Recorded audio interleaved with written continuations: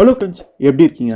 Largo வின்ச்சுடைய ஆரம்பத்தில் ஒரு கதை ஒன்று பார்த்துருப்போம். என் பெயர் லார்கோ அப்படிங்கிற முதல் கதையை நம்ம அந்த சீரீஸில் ஸ்டார்ட் பண்ணி வச்சுருந்துருப்போம். 2 பாகமாக போட்டிருப்போம். சூப்பரான ஒரு கதை, அது உங்களுக்கு பிடிச்சிருந்துருக்கும் அப்படின்னு நான் நினைக்கிறேன்.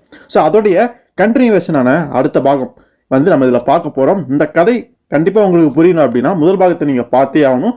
அதில் விடை தெரியாத பல விஷயங்கள் அப்படியே விட்டுருப்பாங்க. அதுக்கான ஆன்சர்ஸ் முழுக்கவே இந்த ஒரு பார்ட்டில் கண்டினியூ ஆகிறத பார்க்க முடியும். நிறைய ட்விஸ்ட் அண்ட் டர்ன்ஸ் அப்படின்னு கடைசியில் கதையில் பல சுவாரஸ்யமான சம்பவங்கள் காத்திருக்குது. அதனால கண்டிப்பாக அந்த 2 வீடியோக்களையுமே முதல் பாகத்தை பார்த்துட்டு வந்த நண்பர்களே, அதுக்கப்புறம் இந்த ஒரு வீடியோவை பாருங்க. இப்போ நம்ம வீடியோக்குள்ள போயிடலாம்.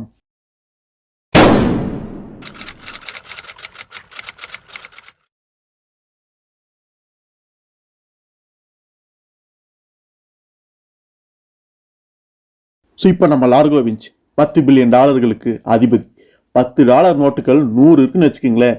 ஒவ்வொரு கட்டும் 1 சென்டிமீட்டர் அப்படின்னு உயர வச்சா கூட $10 பில்லியன் ஒன்னா அப்படியே அடுக்கி வைக்கும் பொழுது அதனோட உயரம் 100 கிலோமீட்டர், அதாவது எம்பயர் ஸ்டேட் பில்டிங்குடைய உயரத்தை போல 263 மடங்கு இருக்குன்னா பார்த்துக்குங்க. ஆனால் இதை ஒரு துண்டு சீட்டில் எழுதும்போது அதனோட நீளம் அப்படிங்கிறது வெறும் 3 சென்டிமீட்டர் மட்டும்தான். கிட்டத்தட்ட இந்த $10 பில்லியன் அப்படிங்கிறது இந்த எண்களுக்கெல்லாம் ஒரு மதிப்பு இருக்கோ என்னமோ, ஆனால் அதில் இருக்க அந்த 1ஆம் நம்பர் மட்டும் தூக்கிட்டு அப்படின்னா மீதி இருக்கிற பூஜ்ஜியங்கள்லாம் அதில் வேல்யூ அப்படிங்கிறதே இருக்காது. ஸோ 10 பில்லியன்கள், 10 சைபர்கள், 10 கொடூரமான மரணங்கள், 10 காகிதங்கள். இது என்னடா பிழைப்பு சாமி அப்படின்னு உனக்கு தோன்றலையா லார்கோ அப்படிங்கிற மாதிரி இது எல்லா விஷயங்களையும் ஒரு லெட்டரில் அந்த நெரியோ வின்ச் லார்கோக்கு எழுதி கொடுத்ததை அவர் படித்து பார்த்துட்டு அப்படியே அங்கே தூக்கி அப்படியே கீழே வீசிட்டு இருக்காரு. ஸோ அதுக்கப்புறம் நம்ம லார்கோ வின்ச் சின்ன பையனாக இருந்தப்போ என்ன பண்ணாரு அப்படிங்கிற அந்த விஷயத்தை காட்டுறாங்க. என்னதான் நிறைய வின்ச் லார்கோவை தத்தெடுத்திருந்தாலுமே லார்கோவை பொறுத்த வரைக்கும் அவர் கூட வளர்ந்துருக்க மாட்டாரு. பட் வேற 2 தம்பதியினர்கிட்ட வளர்ந்துட்டு இருப்பாரு. ஸோ அங்கே அங்கிள் அப்படின்னு சொல்லிட்டு அந்த நபரை இந்த லார்கோ சின்ன பையனா இருக்கும்போது கூப்பிடுறான். ஸோ அங்கே அவங்க மான் ஏதோ பிடிச்சிருப்பாங்க போல இருக்குது, அதை சமைச்சு சாப்பிட்றதுக்கு அல்லது வேற யாருக்காவது விற்கிறதுக்கு அப்படின்ட்டு இந்த மானை எடுத்துட்டு அப்படியே அவங்க வீட்டை நோக்கி போய்கிட்டு இருக்கிறாங்க. ஸோ ஒரு மலை பிரதேசம், காடுகள் அப்படின்னு அந்த இடம் சூழல் பார்க்கவே ரொம்ப ரம்மியமா அற்புதமா இருக்குது. லார்கோ சின்ன பையன்லாம் அங்கே இருந்தப்பெல்லாம் ரொம்பவே சந்தோஷமா இருந்தான். ஆனால் அதுக்கப்புறம் தான் அவனுடைய வாழ்க்கை அப்படிங்கிறது ரொம்பவே மோசமாக மாறிச்சு. ஸோ அவருடைய அங்கிள் அந்த மானை அப்படியே தோலை தூக்கி போட்டு நடக்கிறாரு. நம்ம லார்கோவும் அப்படியே போறாரு. அவங்க வீட்டுக்கு கிட்டத்தட்ட வந்துடுறாங்க. அங்கே ஒரு கார் நிற்கிறத பார்த்து லார்கோ கேட்குற அப்படி அது யார் காரு அப்படின்னு கேட்கும் பொழுது அந்த அங்கிள் அவர் ரொம்பவே அங்கே கவலைப்படுறாரு. ஸோ இந்த நாள் வரக்கூடாது அப்படின்னு நான் நினச்சிட்டு இருந்தேன், அது ஒரு வழியாக வந்துருச்சு அப்படின்னு அவர் சொல்கிறாரு. என்னடா இவர் இப்படி பேசுறாரு அப்படிங்கிறது லார்கோவுக்கு புரியல. லார்கோ அந்த வீட்டுக்குள்ளே போகிறா. அப்படி அங்கே இந்த லார்கோ ஆன்டி அப்படிங்கிற மாதிரி கூப்பிட்டு போகிறான். அந்த பொண்ணுடைய பேர் ஹன்னா, அந்த நபருடைய ஒய்ஃப் தான். அவங்களுமே வருத்தப்பட்டுட்டு சொல்கிறாங்க, ஸோ உன்னை கூட்டிகிட்டு போகிறதுக்கு ஒருத்தர் வந்திருக்காரு, இவர் தான் உன்னுடைய அப்பா, நான் ஏற்கனவே சொல்லியிருக்கேன். ஸோ இந்த ஒரு சூழ்நிலை கண்டிப்பாக வரும்னு நான் சொல்லியிருக்கேன். அதுபடி இப்போ சரியான சமயம் வந்துருச்சு, அவர் உன்னை கூட்டிகிட்டு போகிறதுக்காக இங்கே வந்திருக்காரு அப்படின்னு சொல்லும்பொழுது லார்கோவுக்கு ரொம்பவே கவலையாக போயிடுது. ஏன்னா அவனுக்கு அவங்க 2 பேர்த்த விட்டு வர்றதுக்கு விருப்பமே கிடையாது. ஸோ அதுக்கப்புறம் நம்ம நிறைய வின்ச்சையுமே காட்டுறாங்க. அவர் இளமையாக இருக்காரு, பார்த்தா தெரியுது. அவர் தான் பையன்கிட்ட அப்படியே பேசுறாரு. என்னுடைய ஆன்டி அங்கிள் என்னை பற்றி சொல்லியிருப்பாங்கன்னு நான் நினைக்கிறேன். ஆமாம் சொல்லியிருக்காங்க, அமெரிக்காவில் நீங்கள் ஒரு பெரிய பணக்காரர் அப்படிங்கிற மாதிரி சொல்லியிருக்காங்க, அது நான் தான் அப்படிங்கிற மாதிரி அவருமே சொல்கிறாரு. அப்புறம் என்னை பற்றி மேலும் சில விவரங்கள் எதுவும் அவங்க சொல்லி அப்படின்னு கேட்கும் பொழுது ஆமாம் சொன்னாங்க, ஏதோ ரகசியம் அப்படின்னு சொன்னாங்க, அதை நான் யாருக்கிட்டையும் சொல்லக்கூடாது அப்படிங்கிற மாதிரி சொல்லியிருந்தாங்க அப்படின்னு லார்கோ சொல்லும் பொழுது உடனே அவருமே சொல்கிறாரு, அது நீ யாருக்கிட்டையும் சொல்லல அப்படிங்கிற மாதிரி, அது என்ன ரகசியம் தெரிஞ்சாதானே நானும் சொல்ல முடியும் அப்படிங்கிற மாதிரி அந்த சின்ன பையன் லார்கோவுமே அங்கே சொல்கிறான். ஸோ அந்த அண்ணாவுக்கு ரொம்பவே கவலையாக இருக்குது. இன்னும் ஒரு கொஞ்ச காலத்துக்கு லார்கோ என்கிட்ட விட்டு வைக்க முடியாதா அப்படிங்கிற மாதிரி வின்ச்சுக்கிட்ட இந்த பொண்ணு கேட்கும் பொழுது முடியாது, நம்ம போட்ட ஒப்பந்தத்தின்படி இப்போ நான் கூட்டிகிட்டு போகிறேன், உங்களுக்கு வேறு வழி இல்லை அப்படின்னோடனே லார்கோவுக்கும் இங்கே வேறு வழி இல்லை, உண்மை கிளம்பி போகிறதுக்கு ரெடி ஆகிடுறான். ஸோ லார்கோ சொல்கிறான், நான் இனிமேல் இங்கே வரலாமா எப்பயாவது அப்படி மாதிரி கேட்கும்பொழுது இது உன்னோட வீடு லார்கோ, நீ எப்போ வேணாலும் வந்துட்டு போகலாம் அப்படிங்கிற மாதிரி அண்ணாவுமே அங்கே ரொம்ப கவலையோட சொல்கிறத பார்க்க முடியுது.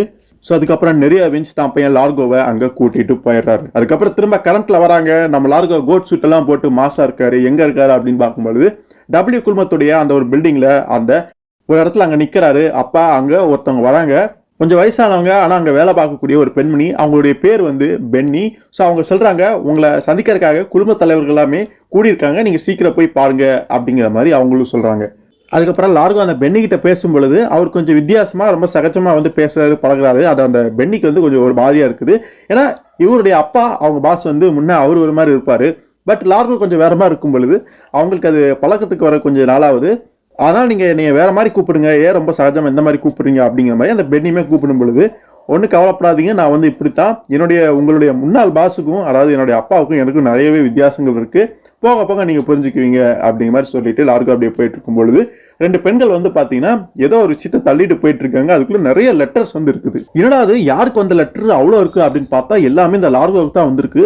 மக்கள், சில பெண்கள், மற்றவங்க எல்லாருமே வந்து பார்த்தீங்கன்னா லெட்டர் போட்டிருக்காங்க அந்த லார்கோவுக்கு. ஏன்னா அவருடைய வாரிசு, நிறைய வெஞ்சுடைய வாரிசுன்னு ஒருத்தர் இருக்காரு, அவர் தான் இந்த லார்கோ வெஞ்சா அப்படின்னு புதுசாக ஒருத்தர் வந்திருக்காரு அப்படின்னாலும் இந்த தகவல் மக்களுக்கு கிடைச்சோன்னே ஆளாளுக்கு அவருக்கு லெட்டர் போட ஆரம்பிச்சிட்டாங்க.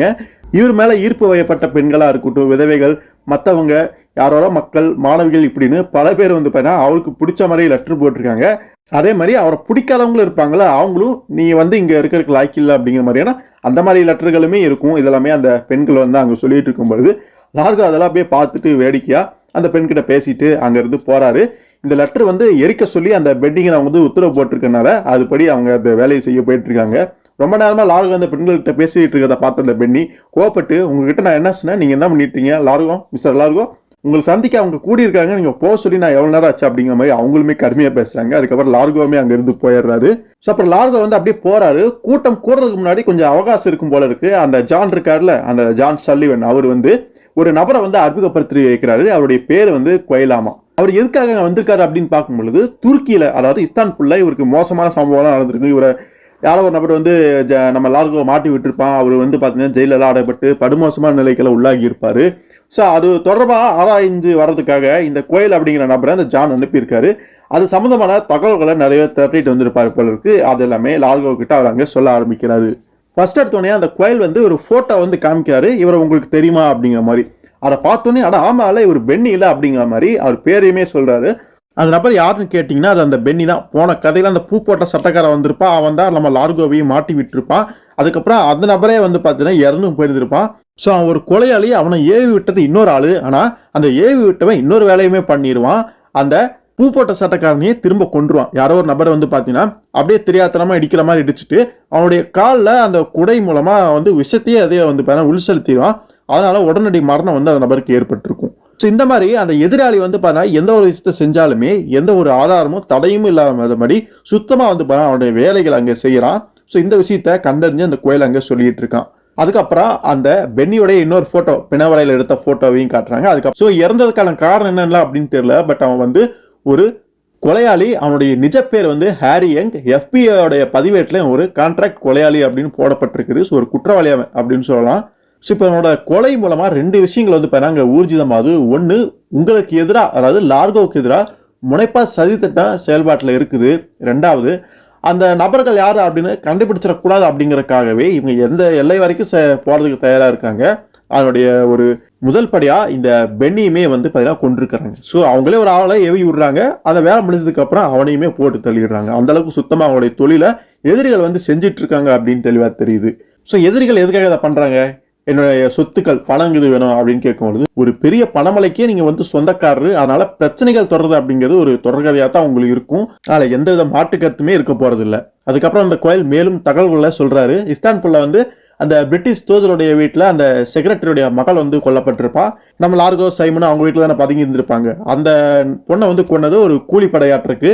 அதுக்காக துருக்கி அரசாங்கம் ஒரு ஆழ்ந்த வருத்தங்களை தெரிவித்ததோடு சவாடக்கத்துக்கு முறையாக வந்து மரியாதையை செலுத்தினாங்களாமா. ஸோ அந்த கொலைக்கும் அந்த விமான தளத்தில் ஒரு துப்பாக்கி சூடு எல்லாமே நடந்திருக்கும். அந்த பயங்கரவாத தாக்குதலுக்கும் எங்களுக்கும் சம்மந்தம் இல்லை. அதுக்கப்புறம் அந்த ஜெனரல் இருப்பார், அவர் வந்து மரணம் அடைஞ்சதற்கும் எந்த தொடர்பும் கிடையாது அப்படிங்கிற மாதிரியும் அவங்க சொல்லியிருந்திருக்கிறாங்க. அதுக்கப்புறம் லார்கோவை கைது பண்ண அந்த கமிஷனர் இருப்பார்ல, அவருமே எல்லை பகுதியில் வேற எங்கேயோ ஒரு மோசமான இடத்துக்கு மாற்றல் செய்யப்பட்டு விட்டார். ஸோ மொத்தத்தில் லார்கோ அடைக்கப்பட்டிருந்த விஷயம் வந்து அந்த ஜெனரலுக்கும் மந்திரிக்கும் தெரியும். அது அவங்களோட வழியில் வந்து பூசி முழுக முயற்சி பண்ணியிருந்திருக்காங்க. இவர் லார்கோ தப்பி வெளியேறினதுனால அவங்களுக்கு ரொம்பவே பதட்டம் ஆயிடுச்சு. அதனால லார்கோ கொல்லணும் அப்படின்னு நடவடிக்கையிலுமே இறங்கியிருக்காங்க. ஆனால் அந்த நிகழ்வுகளுக்கும் லார்கோவுக்கு எதிராக உருவாகி இருக்கக்கூடிய அந்த சதி வலைக்கும் ஒன்றுக்கு ஒன்று சம்பந்தம் கிடையாது அப்படிங்கிற மாதிரி அவர் சொல்றாரு.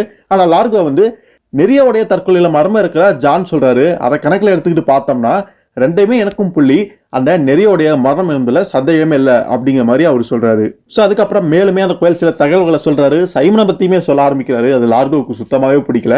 அவர் ஒரு திருடன், பல ஐரோப்பிய நாடுகளில் தேடப்பட்டு வரக்கூடிய ஒரு தொழில்முறை திருடனாமா. அதுக்கப்புறம் பார்த்தா குடும்ப விவரத்தை முதற்கொண்டு அவ்வளோ தெளிவாக வந்து பார்த்தீங்கன்னா அந்த நபர் சொல்றாரு. சைமனோட வயசு 26, ஒரு ஸ்விஸ் பிரஜையாமா, ஒரு குக்கிராமத்தில் மரியோ அப்படிங்கிற பெண்ணுக்கு பிறந்தவனாமா.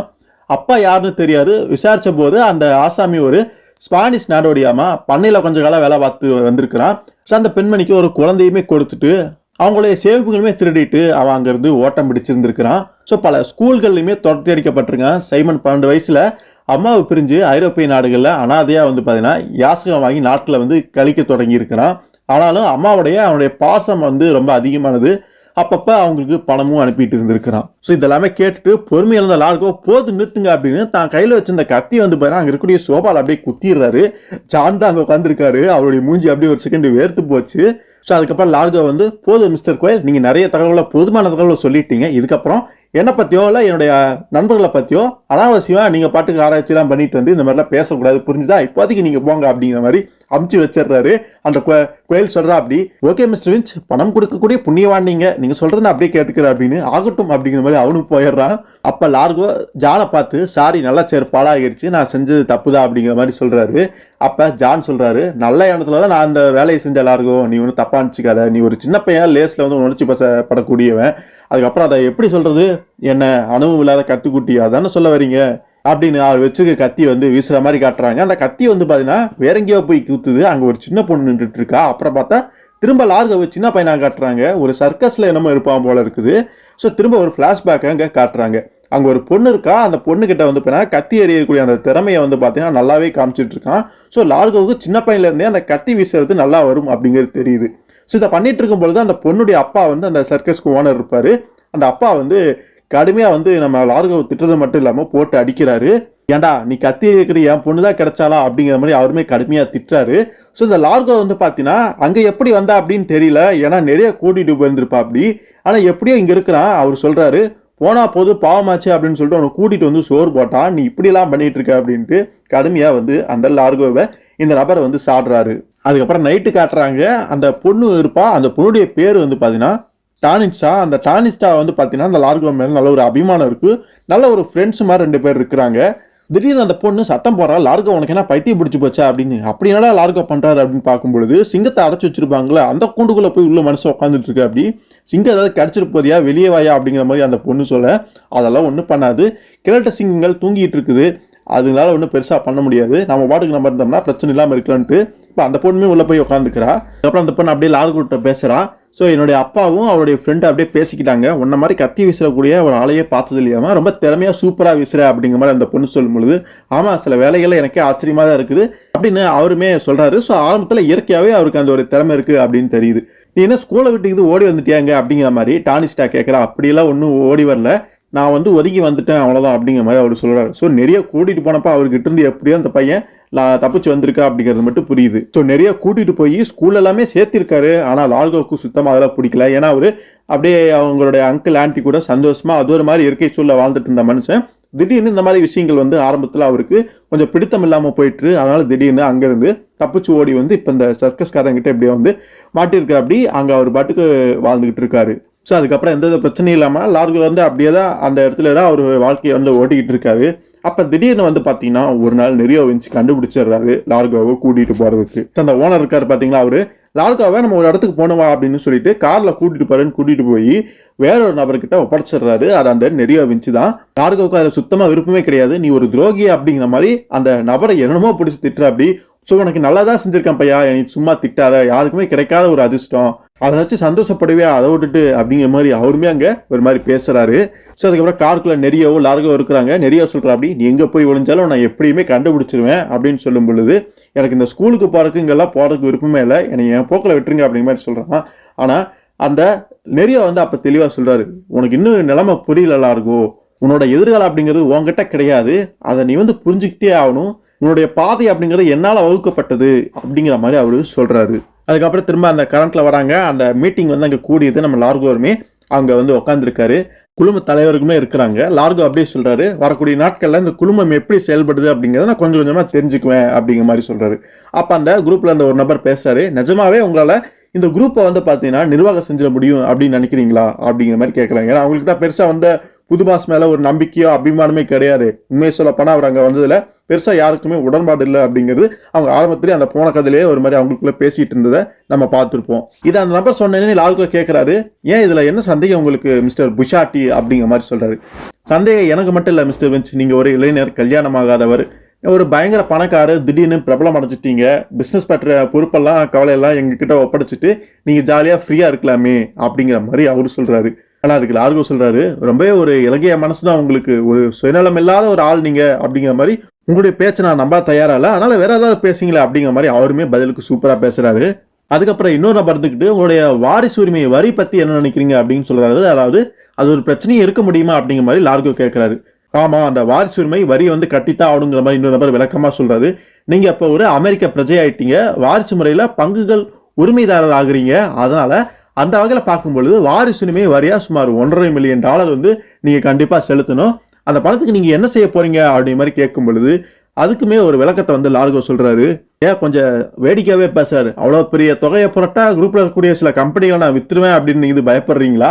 ஆதாரமற்ற பயம் ஜென்டில்மேன். ஏன்னா நான் வாரிசு உரிமை பெறுவது டபிள்யூ குரூப்புக்கு அல்ல, தனக்கு பின்னால குரூப் நிலைச்சு நிற்கணும் அப்படிங்கிறதுக்காக என்ன தத்தெடுத்த நிறைய வந்து பல்வேறு கம்பெனிகளை தனக்குள்ள பங்குகளை ஐரோப்பாவில் இருக்கக்கூடிய லிஸ்டன்ஸ்டைன் அப்படிங்கிற நாட்டில் ஃபியூச்சர் ஹோல்டிங்ஸ் எனும் கம்பெனிக்கு வந்து மாற்றி வச்சிருக்காரு. அதனால நிறைய வந்து இறந்த பிறகு டபிள்யூ குரூப்புக்கு நேரடியாக வந்து அந்த கம்பெனிகளுக்கு இவர் வந்து வாரிசு உரிமை வந்து கிடையாது. அந்த வகையில் பார்க்கும் பொழுது இவர் வாரிசு உரிமை பெறுவது அந்த ஃபியூச்சர் ஹோல்டிங்ஸ் அப்படிங்கிற அந்த சின்னஞ்சிறு கம்பெனி நிறுவனத்துக்கு மட்டும்தான். ஸோ நிறைய இறந்ததாலுமே முன்கூட்டியே பல விஷயங்களை வந்து சாமர்த்தியமாக பண்ணிட்டு போயிருந்திருக்காரு. லார்கோ அந்த விஷயத்தெல்லாம் சொல்லும் பொழுது அங்கே இருக்கக்கூடிய அந்த குரூப் தலைவர்களுக்கு அப்படியே ஆச்சரியமாக தான் இருக்குது. அது போக இன்னொரு தகவலுமே சொல்றாரு, அந்த கம்பெனி இயங்கி வர நாட்டில் இந்த மாதிரி வாரிசு உரிமை வரியெல்லாம் அங்கே கிடையாது, அமெரிக்க அரசு என்கிட்ட ஒரு கால்னா கூட வசூலிக்க போறது இல்லை அப்படிங்கிறது தெளிவா அவர் சொல்லிடுறாரு. ஆனாலுமே அவங்க விடுற மாதிரி இல்ல, அதெல்லாம் சரி, நீங்க சட்டப்பூர்வமான வாரிசு அப்படிங்கிறத நிரூபிக்கணும்ல, அதுக்கு என்ன ஆதாரம் அப்படின்னு சொல்லும் பொழுது என்னடா அது இன்னும் அவங்க சந்தேகம் கேள்வி போகல, அப்படி என்னதான் நீங்க யோசிச்சுட்டு இருக்கீங்க, என்ன பார்த்தா ரொம்ப கடுப்பா இருக்காங்கிற மாதிரி லார்கோவுமே சொல்றாரு. இங்க பாருங்க மிஸ்டர் லார்கோ, நான் கேட்ட கேள்விக்கு மட்டும் பதில் சொல்லுங்கிற மாதிரி ரொம்ப அழுத்தமாவே அங்க இருக்க நபர் பேசுறாரு. கூடுதலாவே சொல்றாரு, திடீர்னு எங்க இருந்தா வந்தீங்க, ஒரு ஹோல்டிங் கம்பெனிக்கு இந்த பங்குகள் வாரிசு உரிமைப்படி வந்திருக்குங்கிற ஒரு கதையை சொல்றீங்க, இதெல்லாம் நாங்க எப்படி நம்புறது, ஆதாரம் வேணாமா, முதல்ல அதை காட்டுங்க அப்படிங்கிற மாதிரி சொல்றாரு. இதெல்லாமே கேட்டிருந்த ஜானுமே அங்க பேசுறாரு. ஒரு நிமிஷம் இருங்க, லார்கோவை தத்து எடுத்தது சம்பந்தமான ஆவணங்கள் என்கிட்ட இருக்கு, தன்னுடைய ஒரே வாரிசு லார்கோ தான் அப்படிங்கிறது நிறைய பதிவு செஞ்சிருக்க அந்த அதிகாரப்பூர்வமான கடிதம் என்கிட்ட இருக்கு அப்படின்னு அவருமே தெளிவா போட்டு உடைக்கிறாரு. அப்புறம் லார்கோ அடுத்து பேசாரு, குழும நிர்வாகி அப்படிங்கிற முறையில மிஸ்டர் கோக்ரன் இப்போது கிளம்பி என்னோடு லிஸ்டன்சைன் அந்த நாட்டுக்கு வந்தாரு அப்படின்னா கம்பெனி இருக்கிறதையும் அங்க அங்கீகாரம் வந்து எனக்கு இருக்கிறதையுமே சரிபார்த்தலாம், என்ன சொல்றீங்க அப்படிங்கிற மாதிரி அவர் சொல்றாரு. வந்து ஓகே, அதுக்காக இப்ப உடனேவா வரணும் அப்படிங்கிற மாதிரி கோக்ரன் அங்க கேட்கிறாரு. லார்கோ தெளிவாவே அங்க சொல்றாரு, என்னோட வாரிசு உரிமையே இந்த நபர்கள் வந்து சந்தேகப்படுறதை இதுக்கு மேல என்னால பொறுத்துக்க முடியாது, ஸோ நான் மட்டும் தகவல் கொடுத்தனா 1 மணி நேரத்தில் என்னோட பைலட் வந்து ரெடி ஆயிடுவான், நம்ம வந்து கிளம்புறோம் அப்படிங்கிற மாதிரி அப்பவே கிளம்பலாம் அப்படின்னு அவர் உறுதியா இருக்காரு. ஸோ கோக்ரன் அந்த ஃபியூச்சர் ஹோல்டிங்ஸ் கம்பெனி ஆவணங்களை பரிசீலித்து கொண்டிருக்கிறப்ப என்னுடைய கம்பெனி ஒழிச்சு வச்சிருக்கக்கூடிய அந்த பங்குகளை எடுத்துட்டு வர்றதுல எனக்கு ஒன்றும் கஷ்டம் இருக்க போறதில்ல, ஏன்னா மொத்தமே அந்த பங்குகள் வந்து 10 தான் அப்படின்னு சொல்லும் பொழுது வெறும் 10 பங்குகள் தானே அப்படிங்கிறது ஆச்சரியம் அடைகிறாங்க. நிறையோட மொத்த சொத்துடைய பிரதிபலிப்பு வெறும் 10 பங்கு தானே அப்படிங்கிற மாதிரி இன்னொரு நபர் ஆச்சரியமா கேட்கும் பொழுது, ஏன் இருக்கக்கூடாதா, நான் ஏக வாரிசுங்கிற முறையில் அது ஒரே ஒரு பங்கா இருந்தா சந்தோஷம் தான் பட்டிருப்பேன் அப்படிங்கிற மாதிரி அவருமே சொல்றாரு. ஸோ இவ்வளவு நேரம் லார்கோக்கு எதிராக ரொம்பவே அழுத்தமா கேள்வி கேட்டு இருந்தா அந்த காட்டன் அப்படிங்கிற நபர்களோட முகத்துல வந்து பாருங்க கவலைகள் தெரிய ஆரம்பிக்குது. ஆனா அவ்வளவு சேகத்தில் நான் உங்களை விட்டுற மாட்டேன் வேஞ்ச், கண்டிப்பா நீங்க வேற எதுலையாவது மாட்டுவீங்க அப்படிங்கிற மாதிரி அவர் அங்க பேசுறாரு. காட்டன் மேலுமே கடுமையா பேசுறாரு, ஒரு பூர்வீகம் அடையாளமற்ற ஒரு தத்து பிள்ளை, நிறைய ஒரு பலவீனமான நோயாளி, திறமையான வக்கீல்களை கொண்டு இந்த வாரிசு விவகாரத்தை நான் வருஷமா இழுத்தெடுக்க முடியும் அப்படின்லாம் சொல்றாரு. இதெல்லாம் கேட்டிருந்தா ஜான் சல்லியுமே கடுமையா வந்து திட்டுறாரு, காட்டன் வரம்பு மீறி பேசுறீங்க, இதனால அனுமதிக்க முடியாது அப்படின்னு சொல்றாரு. அப்ப லார்கோ சொல்றாரு, விடுங்க ஜான், நிறைய இதெல்லாம் எதிர்பார்க்காம இல்ல, நான் வந்து பழக வேண்டியது எந்த மாதிரியான மனிதர்களோட அப்படின்னு தெளிவாவே சொல்லி வச்சுட்டு தான் போயிருக்காரு. ஹோல்டிங் கம்பெனியுடைய பங்குகள்ல நிறைய முறைப்படி கையெழுத்திட்டு இருக்காரு, ஆனா பேரை வந்து அவர் எழுதாம அவர்கிட்ட காலியா வந்து வச்சிருக்காரு. அதுல என்னோட பேரை மட்டும் நிரம்பிருச்சு அப்படின்னா டபிள்யூ குரூப்புக்கு நான் தான் வாரிசு அப்படின்னு உறுதி ஆயிரும். இதை சொன்னோடனே அங்கிருந்த இன்னொரு நபரு, என்ன பேர் நிரப்பாம இருக்குதா, பேர் நிரப்பாம ஆபத்தாச்சே, யார் வேணாலும் அதை அபகரிக்க முடியும் அப்படின்னு சொல்லும் பொழுது, ஆமா மிஸ்டர் பெல்லகோட், அது கண்டிப்பா அபகரிக்க முடியும், ஆனா அது எங்க இருக்குன்னு தெரிஞ்சா மட்டும்தானே, அது எனக்கு மட்டும்தான் தெரியும் அப்படிங்கிற மாதிரி சொல்றாரு. கூடுதலா இன்னுமே ஒரு சில விஷயங்களை சொல்றாரு. உங்கள ஒருவருக்கு இந்த விஷயத்துல தீவிர அக்கறை இருக்கிறது எனக்கு தெரியும், அந்த நபருக்கு நிறைய மனத்திலும் எனக்கு துருக்கியில ஏற்பட்ட பல கசப்பான அனுபவங்களுக்கும் சம்பந்தம் இருக்குது, இந்த குரூப்பை அடையிற முயற்சியில அந்த நபரை என்ன வேண்டுமானாலும் செய்வாங்க அப்படிங்கிறது நான் அறிவேன் அப்படிங்கிற மாதிரி லார்கோ சொல்றாரு. ரொம்ப கடுமையா நேரடியா வந்து பார்த்தா அங்க வந்து குற்றச்சாட்டுகளை அவங்க முன்வைக்கிறாரு. இது அங்கிருந்த ஒரு நபருமே கடுமையான குற்றச்சாட்டை எங்கள் முன் வைக்கிறீங்க அப்படிங்கிற மாதிரி சொல்றாரு. நான் யாரையுமே இங்க குறிப்பிட்டு சொல்லவில்லை, ஆனா நிச்சயம் இதுல ஒரு ஆளா தான் இருக்கும், அது யார் அப்படிங்கிறது எனக்கே தெரியாது அப்படின்னு அப்படியே எந்திரிச்சு அந்த காட்டன் கிட்ட அப்படியே கடுமையா பேசுறாரு. ரேஸுக்கு தயாருங்க மிஸ்டர் காட்டன், ஒரு கணப்பொழுது நேரத்தையுமே வீணாக்க வேண்டாம், நீங்களா நானும் பாத்திரலாம். என்னோட வாரிசுரிமை பற்றின கேள்விகளுக்கு விடையோட நான் வரேன், ஒரு 3 நாள் கழிச்சு நம்ம திரும்ப இங்க கூடுறோம் அப்படின்னு. இன்னொரு விஷயம் மிஸ்டர் காட்டன், உங்களை எனக்கு சுத்தமா பிடிக்கல அப்படின்னு அவர் வச்சு கத்தி வந்து போனா குறிப்பாத்தி வீசுறாரு. ஆனா அவர் மேல இல்ல, அவர் உட்கார்ந்து இருக்கக்கூடிய சேர் மேல அப்படி வீசிட்டு உங்களை எனக்கு சுத்தமா பிடிக்கல அப்படிங்கிற மாதிரி சொல்லிட்டு அங்க இருந்து போயிடுறாரு. அதுக்கப்புறம் திரும்ப லார்கோடைய அந்த பிளாஷ்பேக்கு வராங்க. அப்ப அவர் ஸ்கூல்லயோ காலேஜ்லயோ படிச்சுட்டு இருக்காரு. வார இறுதியில அங்க இருக்கக்கூடிய ஒரு கடையில வந்து வேலை பார்க்கறாரு. அதாவது ஒரு பப்ல வந்து வேலை பார்க்கறாரு. வர கஸ்டமருக்கு டீ காஃபி எல்லாம் கொடுக்குற ஒரு வெயிட்ரஸ் மாதிரி அந்த மாதிரி வச்சுக்கலாம். அங்க அப்போதைக்கு வந்திருந்தது சக மாணவர்களாட்டிற்கு ஒரு கூட படிக்கக்கூடிய பசங்க தான். அவங்க கொஞ்சம் நக்கலா வந்து லார்கோ வந்து பேசுறாங்க, எடுபடி டீ சீக்கிரம் கொண்டு வா, வருமா வராதா அப்படிங்கிற மாதிரிலாம் கேட்கும் பொழுது என்ன கேட்ட டீ தானே அப்படின்னு இவர் வந்து டீ எடுத்துட்டு போய் கொடுக்காம டீயை தலையில ஊத்திடுறாரு. ஸோ அதுக்கப்புறம் ஒரு அடிதடியா அவங்களுக்குள்ள நடந்துரும் போல இருக்கு. லார்கோ எல்லாத்தையும் போட்டு பிரிச்சு மேஞ்சிட்டாராட்டிருக்கு. அந்த பப்புமே அங்க நாசமாயிருது. அதுக்கப்புறம் லார்கோவை கூப்பிட்டு அங்க கண்டிக்கிறாங்க. ஸோ அங்கே இருக்கிற ஒரு ஆசிரியராட்டிருக்கு. அவர் ஒரு மாதிரி திட்டுறாரு, உன்னை நல்வழிப்படுத்த நாங்கள் எவ்வளோ முயற்சி பண்ணிட்டு இருக்கோம், நீ என்னடா சொல்றது எதையும் கேட்காம இந்த மாதிரி பண்ணிட்டு இருக்கிற, உன்னுடைய வகுப்பு தோழர்கள் 2 பேர் கிளினிக்ல இருக்கிறாங்க உன்னால அடி வாங்கி, அப்புறம் இன்னொருத்தன் எலும்பு முறிவோட ஹாஸ்பிட்டலே கிடக்கிறான், இதான் நீ கத்துக்கிட்டதா அப்படிங்கிற மாதிரி கடுமையா பேசுறாரு.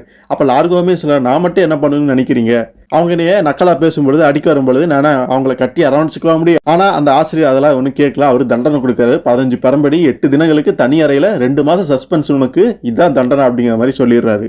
ஸோ அதுக்கப்புறம் லார்கோ வந்து காட்டுறாங்க, அவர் தான் வந்து தான் ஒரு வாரிசுரிமை அப்படிங்கிறத நிரூபிக்கணும் அப்படிங்கிறக்காக அந்த ஃபியூச்சர் ஹோல்டிங்ஸ் அந்த ஒரு ஃபண்ட்ஸ் எல்லாம் இருக்கும் பார்த்தீங்கன்னா, அந்த பங்குகளை வந்து நிரூபிக்கணும் அப்படிங்கிறக்காக கிளம்புறாரு. கூட கோக்ரைனுமே அப்போவே கூட்டிட்டு போறாரு. ஆனால் அந்த கோக்ரைன் வந்து எந்த ஒரு பயண ஏற்பாடும் ஒரு பாதுகாப்பு ஏற்பாடு இன்றி இந்த மாதிரி போறது சரியா அப்படிங்கிற மாதிரி கேட்கும் பொழுது, நீங்கள் யார் கட்சி மிஸ்டர் கோக்ரைன், நான் சொல்றது நம்புறீங்க அப்படின்னா என் கூட வாங்க அப்படிங்கிற மாதிரி அவரு, நான் வேலை செய்கிற வரைக்கும் நீங்கள் தான் என்னுடைய பாஸ் இப்போதைக்கு அப்படிங்கிறது தெளிவாக சொல்கிறார். அப்படின்னா நீங்கள் ஒரு புத்திசாலி மிஸ்டர் கோக்ரைன், உங்களுடைய செக்ரட்டரிட்ட ஓடி போய் சொல்லி 2 செட்டு உடைகளோ ஒரு டூத் பிரஷ் வாங்கிட்டு வாங்க, அடுத்த 45 நிமிஷம் நம்ம இங்கிருந்து கிளம்புறோம் அப்படின்னு அவருடைய பயண ஏற்பாடுகளை ரெடி பண்றதுக்காக அங்க போறாரு. அப்புறம் பென்னி கிட்ட பேசுறாரு, ஹெலிகாப்டர்லாம் ரெடி ஆயிடுச்சு அப்படிங்கிற மாதிரி கேட்க, எஸ் சார் உங்களுடைய பயண காப்பாளர்கள் இவங்களுமே தயாரா இருக்குங்க அப்படின்னு சொல்லும்போது, அவங்களாம் ஒண்ணு வேணா நான் தனியாக பாத்துக்கிறேன், இதனால சல்லிவன் வருத்தப்பட்டாலும் அதை பத்தி எனக்கு கவலை இல்லை அப்படின்னு அவருடைய போக்குலேயே தான் அவர் போறாரு. பென்னிக்கு லார்கோ அந்த மாதிரி நடந்துக்கிறது, அது ஒரு பெரிய ஆள் இந்த மாதிரி எல்லாம் பண்றது ரொம்ப ஆச்சரியமாவும் அதிர்ச்சியாகவும் அங்கே இருக்குது. அதுக்கப்புறம் அவருடைய எலிவேட்டர் லிஃப்ட்ல அப்படியே உள்ள போறாரு. உள்ள போறப்ப அங்க ஒரு பொண்ணு இருக்கா. அது அந்த பொண்ணு தான் அந்த லெட்டர்ல கொண்டு வந்திருப்பாள், அதே பொண்ணு தான். அவருடைய பேரு ஹபல்மண்ட். நீங்க என்ன பண்ணிட்டு இருக்க என்னுடைய பிரத்யேக லிஃப்ட்ல அப்படின்னு கேட்கும்போது, ஒண்ணுமில்ல சார், உங்களுக்கு இந்த லெட்டர் எல்லாமே காமிக்கலான்னு இருந்தேன், படிச்சு காட்டலான் இருந்தேன் அப்படிங்கிற மாதிரி அவ சொல்றா. ஓ, என்னுடைய அபிமானிகள் எழுதின கடிதங்களா, ஒன்றும் பிரச்சனை இல்லை, நம்ம பயணத்தின் போது நீ படிச்சு காட்டு நான் கேட்கறேன் அப்படின்னு லார்கோ சொல்றாரு. என்னது பயணத்தின் போதா அப்படிங்கிறப்பதான் புரியுது. ஸோ அந்த பொண்ணை திடீர்னு வந்து பார்த்தீங்கன்னா கூட்டிட்டு போலாங்கிற ஐடியாவுக்கும் அவர் வந்துருவார் போல. அதுக்கப்புறம் அந்த பொண்ணையுமே கூட்டிட்டு ஒரு ஸ்விம்மிங் பூல் இருக்கக்கூடிய இடத்துக்கு போறாரு. அங்கதான் சைமன் ஜாலியா ரெஸ்ட் எடுத்துட்டு இருக்காரு. பயணத்துக்கெல்லாம் ரெடியா அப்படிங்கிற மாதிரி சொல்லிடுறாரு. நம்ம இந்த பொண்ணுமே நம்ம கூட வர போறா அப்படிங்கிற மாதிரி லார்கோ சொல்றாரு. சோ எப்படி அந்த குரூப்ல இருக்கக்கூடிய யாரோ ஒரு நபர் தான் இந்த லார்கோக்கு எதிராக இந்த மாதிரி வேலைகளை பண்றாங்க அப்படிங்கிறது தெளிவா தெரிஞ்சிருச்சு. அதனால எதிரிகளுமே கிளம்புறதுக்கு அங்க ரெடி ஆகுறாங்க. அவங்களுமே லார்கோக்கு முன்னாடி வந்து அங்க போய் சேர்ந்துடணும் அப்படின்னு அவங்களுமே திட்டம் போட்டுட்டு இருக்காங்க. ஸோ அதுக்கப்புறம் லார்கோ ஹெலிகாப்டர் அப்படியே கிளம்பி அவங்க போக வேண்டிய ஜெட்டையுமே அடைஞ்சு இப்போ அதில் பயணத்தை வந்து திறந்துட்டு இருக்கிறாங்க. உள்ள அந்த ஹபல்மெண்டா அந்த பொண்ணு இருக்கிறா, அவளுக்கு எங்க போறோம் அப்படிங்கிறது தெரியல. திடீர்னு வேற கிளம்ப சொல்லிட்டாங்களேன்னு அவனும் வேற வழி இல்லாம அங்க வந்துகிட்டு இருக்கா. இப்ப நம்ம எங்க போறோம், ஏதாவது ஹோட்டலுக்கா அப்படி இப்படின்னு கேட்கும் பொழுது, ஐரோப்பாவுக்கு அப்படிங்கிறப்ப அவருக்கு தூக்கி வாரி போடுது. ஐயோ, உடைகள் கூட எடுத்து வைக்காம என்னோட செல்லப்பிராணிக்கு யார் தீனியெல்லாம் போடுவா அப்படின்னு ரொம்பவே கவலைப்பட்டுட்டு வேற வழி இல்லாம அங்க போறதை பார்க்க முடியுது. அதுக்கப்புறம் அவங்க போக வேண்டிய அந்த ஜெட்டையுமே அடைஞ்சிடுறாங்க. உள்ள சைமன் அப்புறம் அந்த அல்பனா அந்த பொண்ணுமே வந்து பாத்தீங்கன்னா அங்க பேசிட்டு வரும் பொழுது, இதை கொஞ்சம் கூட சகிச்சிக்க முடியாத ஒரு பியூர் ஜென்டில்மேனான அந்த கோக்ரைன் இருக்காருல, அவருமே வேற வழி இல்லாம வந்துட்டு இருக்கிறதையுமே பார்க்க முடியுது. அப்ப அந்த பொண்ணு அபல்மேண்ட்டுக்கு போன் வருது. அந்த பென்னி தான் அங்கிருந்து பேசுறாங்க. அபல்மேண்ட் நீ அங்க என்ன பண்ணிட்டு இருக்க அப்படின்னு சொல்லும்போது அவ தட்டு மாதிரி பேசுறா. எனக்கே ஒன்றும் புரியல மேம், திடீர்னு பயணத்துக்கு ரெடியாக சொன்னாங்க, நான் கிளம்பிட்டே வந்துட்டேன், எங்க போறோம் ஒண்ணுமே புரியல, அவ தடுமாறிட்டு அப்புறம் போன் கால் உங்களுக்கு தான் வந்திருக்கு லார்கோ அப்படின்னு அந்த பொண்ணு வந்து லார்கோ கிட்ட போன் கொடுக்கும் பொழுது, லார்கோ யார்கிட்ட பேசுறாரு அப்படின்னு பார்க்கும் பொழுது அந்த பென்னி வந்து லைன் வந்து கனெக்ட் பண்றாங்க. அங்க லண்டன்ல இருந்து வந்து கனெக்ட் பண்றாங்க. லண்டன்ல இருந்து யார் பேசுறா அப்படின்னு பார்க்கும் பொழுது அது அந்த சேரிட்டி போன கதையில பார்த்துருப்போம்ல, அதே பொண்ணு தான். ஸோ அந்த பொண்ணு லார்கோ ஃபோன் பண்ணி விசாரிச்சுட்டு இருக்கிறா. ரொம்ப பிஸியா இருப்பீங்களோ, எங்களை கண்டுக்க நேரமே இல்லையோ அப்படிங்கிற மாதிரி அவ கோபமா பேசிட்டு போனை கட் பண்றதையும் அங்க பார்க்க முடியுது. ஸோ அதுக்கப்புறம் லார்கோ அங்க வந்து அந்த பொண்ணையும் சைமனையுமே உள்ள இப்போதைக்கு நீங்க போங்க, நான் இங்க கொஞ்சம் வேலை இருக்கு பேசணும் அப்படின்ட்டு கோக்ரைன் கிட்ட அங்க பேச ஆரம்பிக்கிறாரு. ஸோ வேற வழி இல்லாமல் வந்துட்டு இருக்கிற கோக்கரனுக்கு ஆறுதலாக சில வார்த்தைகளையுமே அங்கே லார்கோ சொல்லி வைக்கிறாரு. கவலைப்படாதீங்க, 48 மணி நேரத்தில் திரும்ப உங்களோட இருப்பிடத்துக்கு போயிருவீங்க, கம்ப்யூட்டர்கள் நினைச்சு அந்த இடத்துல ஜாலியாக இருக்கலாம் அப்படின்னு சொல்லும் பொழுது அவருமே சொல்றாரு 48 மணி நேரம் அப்படின்னு நீங்கள் சொல்றீங்க, பட் அந்த ஆவணங்கள் எல்லாமே படிச்சு பார்க்க எவ்வளோ நேரம் ஆகுமோ என்னமோ அப்படிங்கிற மாதிரி அவர் கவலையாக சொல்லும் பொழுது ஒன்றும் கவலைப்பட தேவையில்லை, அதிக நேரம் பிடிக்காத மிஸ்டர் கோக்கரன் ஃபியூச்சர் ஹோல்டிங்ஸோடைய நம்பிக்கைக்குரிய ஒரே ஒரு நபர் நிர்வகித்து வராரு. பேர் வந்து எர்னஸ்ட் கிளைஃபர். நான் வந்து கொண்டு இருக்கக்கூடிய அந்த விஷயம் வந்து அவருக்கு நல்லாவே தெரியும், ஆவணங்கள் எல்லாமே ரெடியாக எடுத்து வச்சிருப்பாரு. போனது வேலையை முடிச்சுட்டு நம்ம கிளம்புறதா அப்படிங்கிற மாதிரி சொல்றாரு. ஸோ அந்த கிளைபர் அவங்களுக்கு நல்லா தெரியுமா அப்படிங்கிற மாதிரி அந்த கோக்கரன் கேட்கும்பொழுது நல்லாவே தெரியும். ஆமாம், அவரும் அவருடைய மனைவி அண்ணாவும் தான் என்னை சிறு வயதில் வளர்த்தவங்க அப்படின்னு சொல்லும் பொழுது தான் அவர் சின்ன பையனாக இருக்கும் பொழுது அந்த அங்கிள் ஆண்டின்னு 2 பேர் பார்த்தோம் பார்த்தீங்களா, ஸோ அது அவங்க தான் அப்படின்னு தெளிவாக தெரியுது. உடனே அவரோட அங்கிள் ஆண்டி நினைவு வந்தோடனே திரும்ப ஒரு ஃப்ளாஷ்பேக்கை காட்டுறாங்க. அங்கே வந்து அவங்க ஆண்டிக்கு வந்து 50 வயசாச்சு. அவங்க பிறந்தநாள் வந்து அங்கே செலிப்ரேட் பண்ணிட்டு இருக்காங்க சில நண்பர்களோட. அப்போ திடீர்னு லார்கோ அங்கே வராரு. ஏன்னா லார்கோ அப்போ லீவுக்கு ஒரு மாதிரி வந்திருப்பாரு போல. அந்த அங்கிள் அவருமே கேட்குறாரு, இந்த தடவை எப்படி நீ ஸ்கூலை விட்டு வந்த, ஏதாவது ஓடிக்கிது வந்துட்டே அப்படிங்கிற மாதிரி கேட்கும்போது இல்லை, இந்த தடவை நான் வந்து டிப்ளமாவோட தான் வெளியில் வந்திருக்கேன் அப்படிங்கிற மாதிரி படித்து முடிச்சுட்டு வெளியே வந்திருக்கேங்கிற மாதிரி சொல்கிறாரு. ஸோ லார்கோ அங்கே வந்ததில் அவங்க 2 பேர்த்துக்குமே சந்தோஷமாக தன்னுடைய நண்பர்களையுமே பார்க்குறாரு. அதுக்கப்புறம் ஒரு பொண்ணையுமே பார்க்குறாரு. அவர் சின்ன வயசில் அவர் கூட பழகுனா அந்த பொண்ணாட்டிருக்கு. அவளையுமே சந்திச்சு பேசிட்டு திரும்ப வந்து அவருடைய அங்கிளை பார்க்க அங்கே வராரு. அவர் 1 மாதம் அல்லது 2 மாதம் அங்கே லீவில் இருக்கலான்னு நினச்ச சமயத்தில் அவருக்கு ஒரு லெட்டர் வந்திருக்கும் போல இருக்கு. உடனடியாக நீ வந்து 2 நாளில் கிளம்பி ஆகணும் அப்படிங்கிற மாதிரி.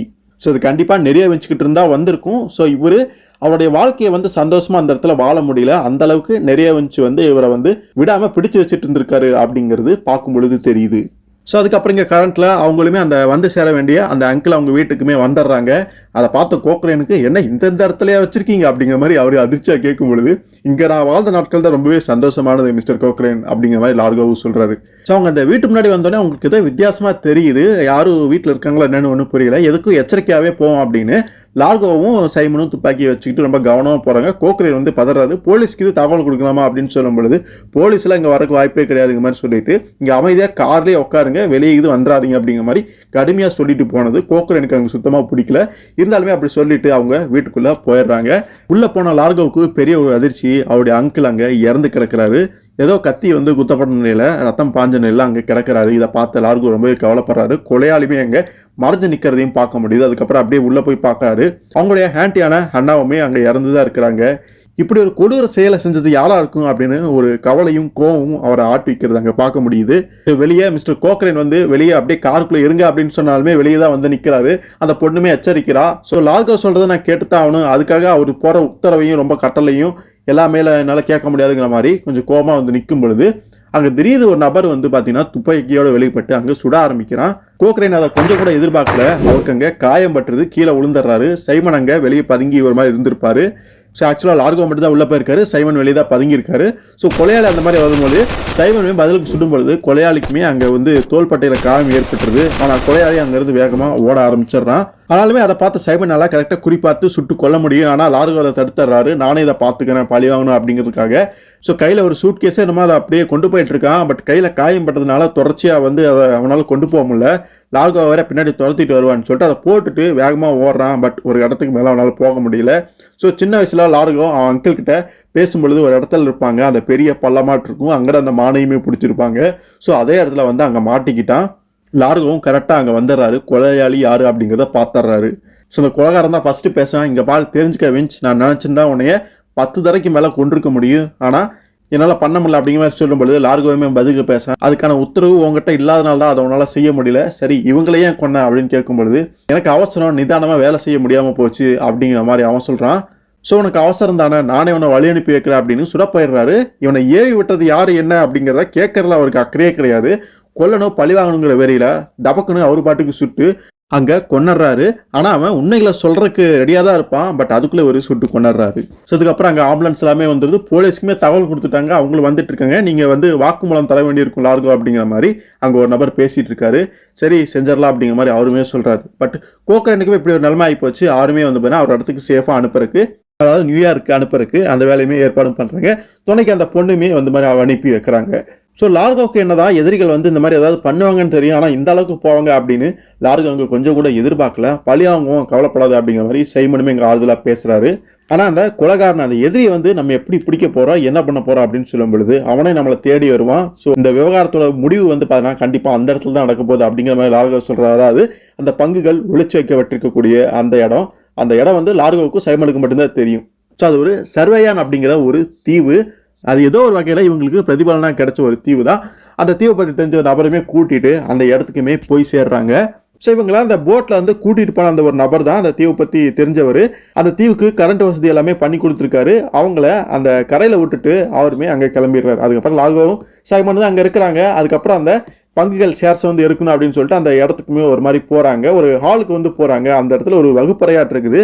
அங்கே தான் லார்கோ வந்து இந்த டபிள்யூ குழுமத்தை பற்றி நிறைய விஷயங்களை படித்து தெரிஞ்சுக்கிட்டது, கருத்து தெரிஞ்சுக்கிட்டது, நிறைய விஷயங்கள் சொன்னது எல்லாமே அந்த ஒரு முக்கியமான இடத்துல தான். அதை வந்து சைமனுக்கு லார்கோ அங்கே சொல்லி காமிச்சிட்டு இருக்காரு. ஸோ அங்கே ஒரு ஃபோட்டோ இருக்குது. அந்த ஃபோட்டோக்கு பின்னாடி ஏதோ ஒரு சின்ன ஒரு லாக்கராட் இருக்குது. அதை தெரிஞ்சு எப்படியோ வந்து திறக்கிறாரு. ஆனால் அதுக்குள்ளே தான் அந்த ஷேர்ஸ், அந்த 10 பங்குகள் அதுக்குள்ளே தான் இருக்குது. அதை எடுக்க போகிற சமயத்தில் ஏன்னா மன்னிச்சிரு லார்கோ அப்படிங்கிற மாதிரி குரல். லார்கோவுக்கு பின்னாடி துப்பாக்கியை நீட்டிட்டு அங்கே ஒரு நபர் இருக்காரு. அது சைமன் தான். சைமன் நண்பனா இருப்பான்னு பார்த்தா அவனே இங்கே துரோகியா மாறி நிற்கிறான். இதுக்கு என்ன காரணம் அப்படிங்கிறது ஒன்றும் புரியல. நீ அப்படி மாறிட்ட அப்படிங்கிற மாதிரி லார்கோவும் அதிர்ச்சியா கேட்க, அதுக்கு காரணம் நான் சொன்னதான். ஏன்னா அவங்க அம்மாவுடைய ஆயுள் வந்து எவ்வளோ நாள் நீடிக்க போகுது அப்படிங்கிறத நான் தான் தீர்மானிக்க போகிறேன் அப்படிங்கிற மாதிரி ஒரு நபர் அங்கே பேசிக்கிட்டே வரான். அவன் கார்டிக் நாக். அந்த கார்டிக் நாக் யாருன்னு கேட்குறீங்களா? டபிள்யூ குழுமத்தில் இருக்கக்கூடிய ஒரு முக்கியமான நபர் தான். பகாமாஸில் இருக்கக்கூடிய தலைமையகத்துக்கு வின்சியார் விமான போக்குவரத்து துறையுடைய தலைவர். இவருடைய தலைமுகம் பகாமாஸில் இருக்குது.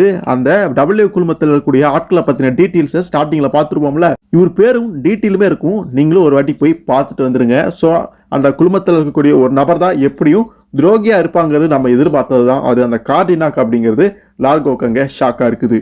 ஸோ சைமனி வந்து பார்த்தீங்கன்னா எப்படியோ தன்னுடைய கண்ட்ரோலுக்கு கொண்டு வந்து அவங்க அம்மா மேலே சைமன் ரொம்ப பாசமாக இருப்பான்.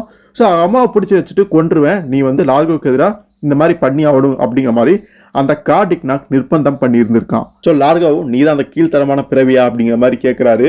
உன்னை போட்டு தள்ளுறது ரொம்பவே கஷ்டமாக இருந்தது லார்கோ, ஆனால் எப்படியோ சாதிச்சிட்டேன், நீ நானும் இப்படி சந்திச்சுக்கிறதா விதி போல இருக்கு அப்படிங்கிற மாதிரி கார்டிக் நாக் பேசுகிறான். ஸோ ஜாக்கிரதையாக இருந்துக்கோ லார்கோ, நீ நினைக்கிற மாதிரி எதுவும் பண்ணிட்டுலங்கிறது தப்பிச்சு போக முடியாது. உன்னுடைய நண்பன் இப்போ உனக்கு எதிராக இருக்கிறான், வெளியே என்னுடைய ஆட்கள் இருக்கிறாங்க, அதனால் நீங்கள் எதுவும் தப்பிச்சு போக முடியாதுன்னு எச்சரிக்கிறான். அப்போ லார்கோ கேட்குறான், இப்படி ஒரு திட்டம் உன் மனசில் இருக்கு, காரணம் என்ன அப்படின்னு கேட்கும் பொழுது, அரசாங்க உள்துறையில் இருந்த என்னுடைய நண்பர் ஒருத்தர் மூலமாக நிறைய உன்னை தத்தெடுத்த அந்த விஷயத்தை கேள்விப்பட்டதும் என்னுடைய நேரத்தையும் பணத்தையும் அதுக்காக செலவிட்டு ஃபியூச்சர் ஹோல்டிங்ஸ் கம்பெனியை பற்றியுமே தெரிஞ்சுக்கிட்டேன். கிளைபர் தம்பதிகள் கிட்ட, அதாவது உன்னோட ஆன்டி அங்கிள் கிட்ட தான் அந்த பங்குகள் இருக்கிறதையும் தெரிஞ்சுக்கிட்டேன். ஆனால் அது எங்கே வைக்கப்பட்டிருக்கு அந்த மறைவிடம் வந்து பார்த்தா எனக்கு தெரியாது. அதோட உன்னை ரகசியமாக பின்தொடர்ந்து அந்த மறைவிடத்தையும் தெரிஞ்சிருந்துருக்கலாம் தான். ஆனால் அதுக்குள்ள பங்குகளை உன்னோட பேரை நிரப்பிட்டா எனக்கு பிரச்சனையாயிரு, எனக்கு பாதகமாயிரு. அதனால உனக்கு முன்னால் வரக்கு நான் திட்டம் போட்டேன். அந்த சமயத்தில் தான் சைமன் எனக்கு உதவனா அப்படின்னு முழுசாக சொல்லி முடிக்கிறதுக்குள்ளே இனி நேரத்தை வீணடிக்கிறதுக்கு எனக்கு விருப்பம் இல்லை, அடுத்த கட்டம் நான் செய்ய போகிறேன் அப்படிங்கிற மாதிரி என்ன சொல்லிட்டு இருக்கும் பொழுது, இன்னும் அதுக்குள்ள நீ எல்லா விஷயத்தையும் சொல்லி அவனு இவங்ககிட்ட உண்மை சொல்லணும் அப்படிங்கிற மாதிரி சைமன் அங்கே கொஞ்சம் பேசுகிறான். சரி ஓகே அப்படிங்கிற மாதிரி அவன் இன்னும் கூடுதல் தகவல்கள் வந்து அங்கே சொல்ல ஆரம்பிக்கிறான். ஸோ லார்கோவை ஆரம்பத்துலேருந்தே ஃபாலோ பண்ணிட்டு வந்திருக்கான். உலகெங்கும் நீ வந்து சுற்றுற ஆளு, எல்லாத்தையும் பழகிற ஆளு, உன்னோட ஆன்டி அங்கிள் கிட்ட நீ பழகி இருந்தாலும் அவங்கள தவிர உனக்கு நண்பன் அப்படின்னு சொல்லிக்கிறதுக்கு நிஜமேலுமே யாருமே கிடையாது. நீ ஒரு தனி மனிதன். அதனால உனக்கு ஒரு நம்பிக்கையான, அதே சமயத்தில் எனக்குமே விசுவாசமான ஒரு நண்பனை வந்து உருவாக்க நினைச்சேன். அந்த ரோலுக்கு சைமன் தான் கச்சிதமாக பொருந்துனா. உனக்கு ஒத்து போகிற குணங்களை கொண்ட சைமனை உனக்கு பிடிக்கணும்னு நான் நினச்சேன்.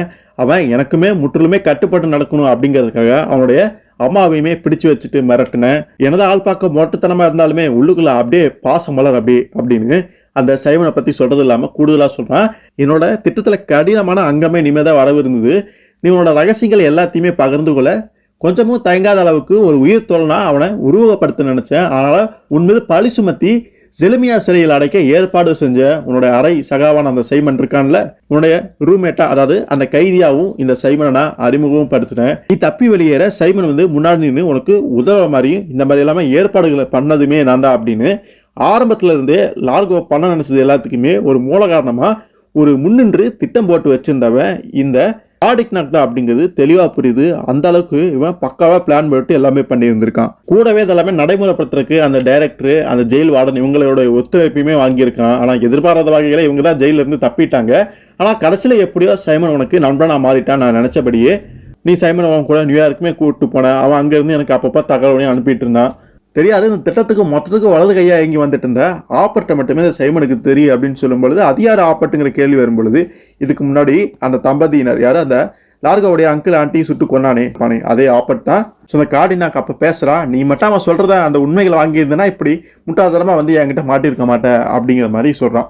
அப்போ லார்கோ கேட்குறா, அப்படி என்னுடைய அங்கிள் ஆண்டி ஏன் கொண்டேன், அவங்க என்ன பாவம் செஞ்சாங்க அப்படின்னு கேட்கும் பொழுது, அந்த கொலைகள்னால தான் அவங்ககிட்ட ஒரு ஜாக்கிரதை உணர்வும் பழிவாங்க வேணும் அப்படிங்கிற அந்த வெறி இருந்ததுனால தான் நீ சைமனை கூட்டிகிட்டு இங்கே வரைக்கும் வந்த. ஸோ இந்த இடம் தான் அப்படிங்கிறது. ஸோ அதுக்கு முன்னாடியே சைமன் எனக்கு தகவல் கொடுத்தேன், அதனால தான் நீ வரதுக்கு முன்னாடியே என்னுடைய ஆட்களோட நான் இங்கே வந்து பதுங்கி இருக்கிறதுக்கு சாத்தியமாச்சு அப்படின்னு சொல்லும் பொழுது லார்கோ கடைசியாக ஒரு கேள்வி கேட்கறாரு, நிறைய இருந்துச்சு. அதாவது என்னுடைய அப்பாவை கொலை செஞ்சதுமே நீ தானா அப்படின்னு கேட்கும் பொழுது, அவரை கொன்னதினமோ நான் தான், ஆனால் அது கொலைன்னு சொல்ல முடியாது, முற்றிலுமே வேறு மாதிரியான ஒரு விஷயம். ஏற்கனவே அவருக்கு கேன்சர் வேற இருந்தது, அதனால அதை வந்து தற்கொலை மாதிரி காட்டுறதுக்காக மாடியிலிருந்து நான் தான் தள்ளி விட்டுட்டேன் அப்படிங்கிற மாதிரி சொல்கிறான்.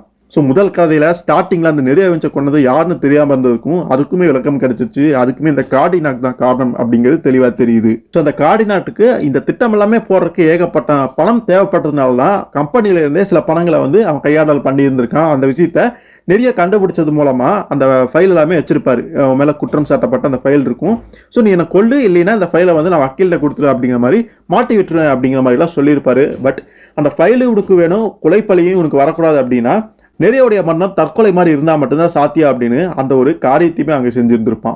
ஸோ போகிறதுக்கு மேலே பேசுனதெல்லாம் போதும், இனி டபிள்யூ குரூப்போடைய தலைவனாக நான் தான் இருக்க போகிறேன் அப்படின்னு லார்கோ வந்து போட்டு தரலாம் அப்படின்னு நினைக்கிற சமயத்தில் லார்கோ வந்து அவருடைய வேலையை காட்ட ஆரம்பிக்கிறான். அங்கேருந்து மேஜை வந்து அப்படியே சைமன் மேலே தூக்கி போட்டுட்டு கார்டினாக் சொல்றதுக்கு முன்னாடியே அவனையுமே எட்டி வதச்சிட்டு அவர் அந்த கீழே வந்து அங்கே பதுங்கிறாரு, அப்படியே ஓடுறாரு. வெளியில இருந்த அந்த கார்டினாக்குடைய ஆட்களுக்குமே உள்ள வந்து சுட ஆரம்பிக்கிறாங்க.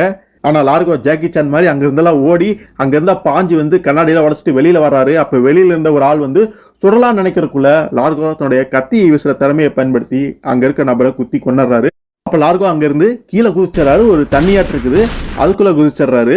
ஸோ மேலே வரல அப்படிங்கிறத அந்த கார்டினாக்க அவனுடைய ஆட்களை புரிஞ்சுக்கிறாங்க. பட் இருந்தாலும் நம்ம உறுதிப்படுத்திக்கணும், அப்படி ஒரு வேளை உயிரோடு இருந்தால் சுட்டு கொண்டுருங்க அப்படின்னு எல்லா ஆட்களையுமே ஏவி விடுறான். சைமனுமே போறான். ஆனால் எல்லாம் போனதுக்கு அப்புறம் ஒரே ஒரு ஆள்கிட்ட மட்டும் இந்த கார்டினாக்கு வந்து ரகசியமா பேசுறான். இனி அவன் நமக்கு தேவைப்பட மாட்டான், வேலை முடிஞ்சோடனே அவனை கொண்டுருங்க ரகசியமா அப்படின்னு சொல்லும் பொழுது தான் சைமனுமே நமக்கு தேவையில்லை, அவனையுமே முடிச்சிடலாம். ஏன்னா அவன் தான் எந்த ஒரு ஆதாரத்தையும் விட்டு வைக்க மாட்டானே. அந்த பூப்பாட்ட சட்டக்காரனை கொண்டதுமே வந்து அப்படிங்கிறது புரியுது. ஸோ இப்போ சைமனுடைய உயிருக்குமே ஆபத்து அப்படிங்கிறது புரியுது. அதே மாதிரி அந்த ஆட்கள் எல்லாமே கீழே போய் தேடுறாங்க. லார்கோ சப்போஸ் மேலே இது வந்தானா வேற எங்கேயாவது இருந்தானா சுட்டு கொண்டரலாம், முடிச்சிடலாம் அப்படின்னு அங்கேயே எல்லாருமே இருக்கிறாங்க.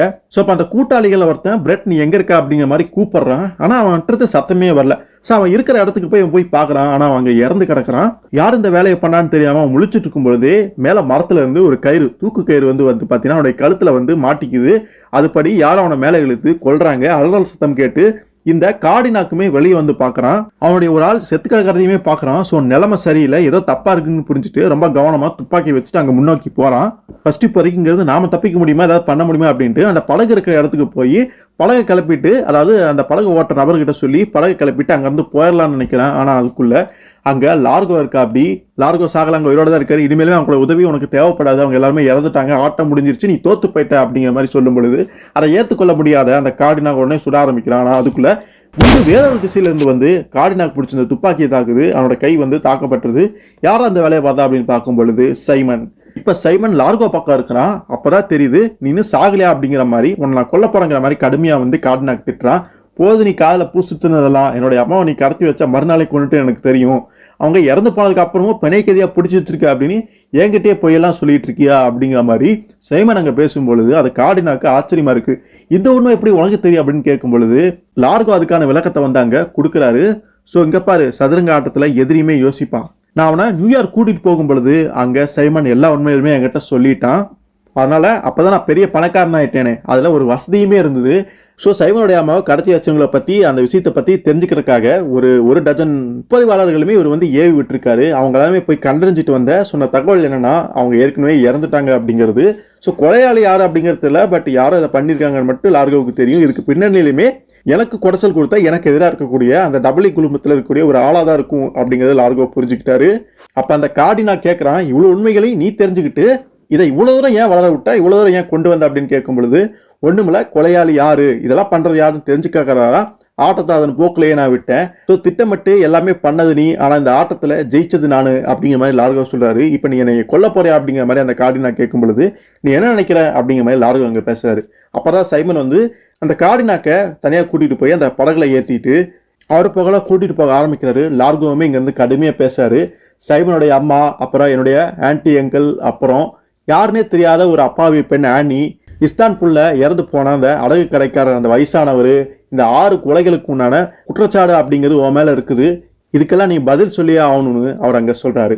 ஸோ இதுக்கப்புறம் அவங்க அம்மாவை, சைமனுடைய அம்மாவை கொண்டது இந்த நபர் அப்படிங்கனால சைமனுடைய போக்கிலே விட்டுறாரு லார்கோ. சைமன் வந்து கார்டினாக்கை பழி வாங்குறதுக்காக தனியாக வந்து அந்த படகுல கூட்டிட்டு போறாரு. அவனுமே அங்கேருந்து கதறான், என்னையே இவங்கிட்ட விடாத லார்கோ அப்படிங்கிற மாதிரி, காலம் கடந்துருச்சு, இனி உன்னால் எதுவும் பண்ண முடியாதுன்னு சொல்றாங்க. உனக்கு எவ்வளோ வேணாலும் பணம் தரேன் அப்படிங்கிற மாதிரி அங்கே கார்டினாக் சைமன் கிட்ட பேசும் பொழுது, உன்னுடைய உயிர் வந்து சல்லி காசு கூட பிரயோஜனம் இல்லாது, நீ ஒரு மோசமானவன், கேவலமானவன் அப்படிங்கிற மாதிரி சொல்லிட்டு சைமன் அந்த கார்டினாக்கை அங்கேருந்து கூட்டிட்டு போறான். அதுக்கப்புறம் திரும்ப அந்த ஒரு ஃபிளாஷ்பேக்காக சில விஷயங்களை காட்டுறாங்க. அங்கே நிறைய வந்து இளமையா இருக்கிறதையுமே பார்க்க முடியுது. இதில் உனக்கு ரொம்ப சந்தோஷம் தானே அப்படிங்கிற மாதிரி லார்கோவை பார்த்து அவரு கேட்குறாரு. லார்கோவையும் காட்டுறாங்க. அவர் சின்ன பையனா இருக்காரு, அவருக்கு அதில் சம்மந்தம் இல்லை அப்படிங்கிற மாதிரி சொல்றாரு. அப்போ ஏன் சம்மந்தம் இல்லை? 2 வருஷமா யாருக்குமே நீ எங்கே போய் இருந்தேன்னு தெரியாது, இப்போ திடீர்னு வந்து நான் வாரிசாக சம்மந்தம் இல்லைன்னு சொன்னா என்ன அர்த்தம் லார்கோ அப்படிங்கிற மாதிரி கேட்குறாரு. எல்லாமே நான் உனக்காக தானே செஞ்சேன் அப்படிங்கிற மாதிரி அவர் சொல்றாரு. எனக்காகவா? 2 வயசான என்ன அநாத விடுதியிலிருந்து வெளியே கொண்டு வந்ததை தாண்டி என்ன மாதிரி அப்பாவா எனக்கு இருந்துறீங்க அப்படிங்கிறத யோசிச்சு பாருங்க. உங்களுடைய உயிர் மூச்சான குரூப்பை தவிர உங்களுக்கு வேற எதுவுமே முக்கியம் கிடையாது. அது நாசமாயிடக்கூடாது அப்படிங்கறதுக்காக மட்டுமே என்னை வந்து வளர்த்தீங்க, எல்லாமே பண்ணீங்க. எனக்கு நிதி நிர்வாக யுக்திகளையும் உங்களுடைய தொழிலுடைய உள்கட்டமைப்பு இயக்கம் பற்றின தகவல் எல்லாமே சொன்னீங்க. லஞ்சம், ஊழல், பிளாக்மெயில், போட்டியாளர்களை எப்படி ஜெயிக்கிறது, அரசாங்கம் நமக்கு சாதகமான தீர்மானங்கள்ல எப்படி எடுப்பாங்க, அதுக்கு தகுந்த மாதிரி நாம எப்படி வசப்படுத்துறது, இது மாதிரியான விஷயங்களை மட்டும்தான் கற்றுக் கொடுத்தீங்க. எனக்கு என்ன பிடிக்கும், என்ன தேவை அப்படிங்கிறது என்னைக்காவது கேட்டிருக்கீங்களா அப்படிங்கிற மாதிரி தன்னுடைய அந்த ஒரு ஆதங்கத்தை, ஒரு கோபமா அவர் அங்கே வெளிப்படுத்திட்டு இருக்காரு. ஆனால் இதெல்லாமே கேட்டுட்டு அவர் அங்கே விஞ்ச் வந்து பொறுமையாக தான் இருக்காரு. எல்லாமே சொல்லி முடிச்சிட்டியா, பிரமாதம், இப்போ நான் சொல்றது கேளு அப்படின்னு அவர் அங்கே சொல்றாரு. வாழ்க்கையை பற்றின உன்னோட கண்ணோட்டம் வந்து வேறையா இருக்கலாம், அது உன்னோட பிரச்சனை கண்ணா. ஆனால் உன் மேலே அக்கறைப்படலைன்னு யார் சொன்னா? அதற்கு அவசியம் இருக்கவே இல்லை அப்படிங்கிறத நிஜம். சிந்தனை வளமும் அபரிமிதமான செயல்திறனும் உங்ககிட்ட இயற்கையாகவே இருக்குது. என்னுடைய எதிர்பார்ப்பை நீ நிறைவு செய்யும் போது உன்னுடைய லட்சியங்களுமே ஈடேறும். நடைமுறையில இதை தெரிஞ்சுக்கிறதுக்கு வாய்ப்பு உனக்கு சீக்கிரமே கிடைக்கல இருக்கும். அதிகபட்சமா 1 வருடம், அதுக்கு மேல நான் தாக்கு பிடிக்க மாட்டேன். அந்த கேன்சரை தான் குறிப்பிடுறாரு. உனக்கு நான் விட்டு செல்றதை அபகரிக்க நினைக்கும் துரோகிகளையும் எதிரிகளையும் நீ சந்திக்கத்தான் போற. அவர்களை ஒரு சவாலை எடுத்துக்கிட்டு போராடுறதே உன்னால தவிர்க்க முடியாது. ஏன்னா நீ போராட பிறந்தவன் லார்கோ. போட்டியோ போராட்டத்தையோ கண்டு ஒரு கிளர்ந்தெழும் வீரம் உன்னோட ரத்தத்துல ஊறி போயிருக்குது.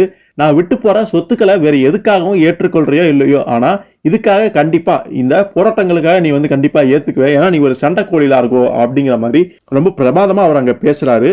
அதெல்லாம் கேட்ட லார்கோவுக்குமே ஒரு வழி இல்லை அப்படிங்கிறதையும் புரிஞ்சுக்கிறாரு. ஒரு வகையில் அவருக்காக இதை நம்ம செஞ்சுதான் ஆகணும் அப்படின்னு அதை ஒத்துக்கிறாரு. நேரம் வர வரைக்கும் காத்திருந்து அந்த பொறுப்புகளை நம்ம ஏத்துக்கலாம் அப்படின்னு அந்த விஷயத்த எல்லாமே அவர் அங்கே ஒத்துக்கிறாரு. ஸோ அதுக்கப்புறம் இங்கே காட்டுறாங்க, சைமனுமே அந்த வேலையை முடிச்சுட்டு அவருமே இங்கே வந்துடுறாரு. லார்கோ கவலையாக உட்காந்துருக்காரு. அப்படி அவனை என்னதான் பண்ணாங்க கார்டினாக் அப்படின்னு பார்க்கும் பொழுது தண்ணிக்குள்ளே தள்ளி விட்டான் போல இருக்கு. அவன் முழுகி செத்துட்டா அப்படிங்கிறது தெரியுது. ஆனால் அந்த விஷயத்த எதையுமே காது கொடுத்து கேட்கறதுக்கு லார்கோ தயாராக இல்லை. ஏன்னா லார்கோ ரொம்ப கவலையாக இருக்குது. இந்த நடந்த அசிங்கங்கள் எல்லாமே சுத்தமாக தொடச்சிட்டு நம்ம நிம்மதியாக இருக்கக்கூடிய காலம்னு ஒன்று வருமா சைமன் அப்படிங்கிற மாதிரி அவர் கேட்குறாரு. முயற்சி பண்ணி பார்க்கலாம் லார்கோ. இந்தா அங்கே காற்றுல செதறி விழுந்து கிடந்த இந்த பேப்பர்ஸ் லெட்டர் எல்லாமே எடுத்து வந்த இந்த அதை வச்சுக்க அப்படிங்கிற மாதிரி சொல்கிறாரு. இது சரிதானா? இந்த பொறுப்புகளை நம்ம உண்மையிலே ஏற்றுக்கிட்டு இதெல்லாம் பண்ணி தான் ஆகணுமா அப்படிங்கிற மாதிரி கேட்குறாரு. அந்த லெட்டர் எல்லாமே ஆல்ரெடி படிச்சுட்டு அவர் அங்கே தூக்கி போட்டிருப்பாரு. ஸோ அதான் வந்து சைமன் எடுத்து கொடுத்துருப்பாரு. அட என்னப்பா இந்த பணத்தை வச்சு எத்தனை தடவை உலகத்தையே சுற்றி வர முடியும் தெரியுமா? இப்போவே நான் ரெடி, போகலாமா அப்படிங்கிற மாதிரி சைமன் அங்கே ஜாலியாக பேசுகிறாரு. ஸோ கடைசியில் லார்கோவுமே அதை ஒத்துக்கிற அப்படி சைமன் சொன்னதை கேட்குற அப்படி இந்த பொறுப்பெல்லாம் நம்ம செஞ்சு தான் ஆகணும், ஏற்றுக்கிட்டு தான் ஆகணும் அப்படிங்கிறத புரிஞ்சுக்கிறாரு. சரி இப்போ நம்ம எங்கே போகலாம்? நியூயார்க்கு போகலாமா அப்படிங்கிற மாதிரி சொல்லும் பொழுது, நியூயார்க் போனால் போகுது, அப்புறம் நீ அந்த பெஞ்சை தூக்கியாமல் அடிச்சு அதில் ஏற்கனவே காயம்பட்டனோட கை வந்து பார்த்தா அந்த எலும்பு வந்து திரும்ப முறிஞ்சிச்சு, ஆனால் நீ ரொம்ப மோசமானவன் தான்ப்பா அப்படிங்கிற மாதிரி அங்கே வேடிக்கையாகவும் ஜாலியாகவும் சைமன் பேசுறதை பார்க்க முடியுது. அதோட அந்த கதையுமே அங்கே முடியுது.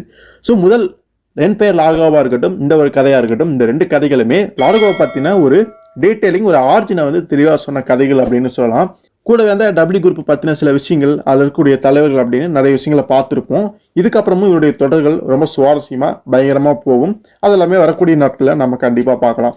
இந்த கதை முதல் கதையோட ரொம்ப சூப்பராகவே இருக்கும். ஏகப்பட்ட ட்விஸ்ட் அண்ட் டர்ன்ஸ், அந்த வில்லன் யார் அப்படிங்கிறது ரிவீலார் அந்த இடம் எல்லாமே வில்லன் தான் டாமினேட் பண்ணிட்டான், எல்லாமே பிளான் போட்டு பண்ணிட்டான் அப்படின்னு பார்க்கும்பொழுது அதுக்கு நடுவில் நம்ம லார்கோ பக்கவாக பிளான் போட்டு அவருமே சில வேலைகளை பண்ணியிருக்காரு அப்படிங்கிறது ரொம்ப சுவாரஸ்யமாக கதையை நகர்த்தி கொண்டு போயிருந்தாங்க.